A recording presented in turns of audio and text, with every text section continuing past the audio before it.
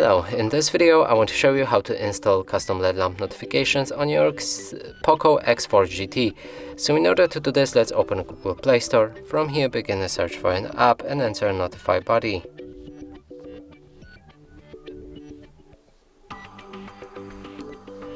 Hit the search button, select this app and install it.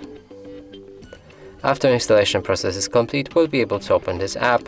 From here, move to the next step and grant free permissions for this app.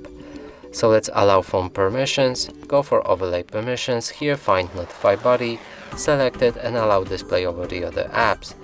Do the same thing with notification permission, find notify body and allow notification access, but right here we'll need to wait till 10 seconds passes.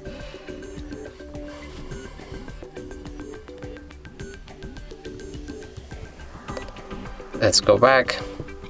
And the last option is to disable battery optimization, and it's optional. So now let's move to the next step, and right here we'll be able to start using our app. In the user you can select any app to allow custom LED lamp notifications for. So for example, let's get Classroom. In the system you can find all system related apps.